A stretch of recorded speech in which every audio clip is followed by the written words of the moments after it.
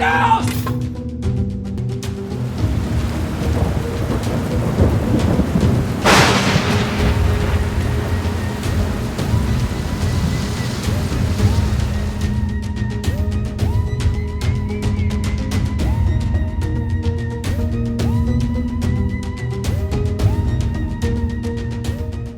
Hey everyone, and welcome to Toasty Games. It's me, Mac. I've not had time to put together a full Let's Play this week, so instead I'm just going to take a moment and talk to you about a game called Fallen London. Fallen London is a text-based game in which you create a character and go explore the fictional city of Fallen London. The basic premise, and I won't do it justice here, is that London has been stolen by hell, by bats, and is now underground.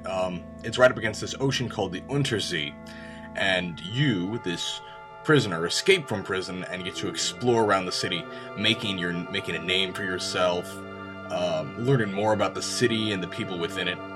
There's a lot of really clever world building here. Fallen London feels a bit like a single-player tabletop game. Anyone who's ever at all played Call of Cthulhu or D&D is going to be right at home. Your character is made up through a series of decisions which define you. You're often aligned with different ideologies, defined by certain characteristics, defined by choices that you make. But your skills are determined by four basic defining characteristics. How sneaky you are, how watchful you are, how dangerous you are, and how persuasive you are. And these talents will allow you to explore different narrative venues. Will you work with the bohemian artist and explore the narrative that way, or will you perhaps work on your sneaking ability and spend a lot of time pickpocketing people and get into a narrative arc that way?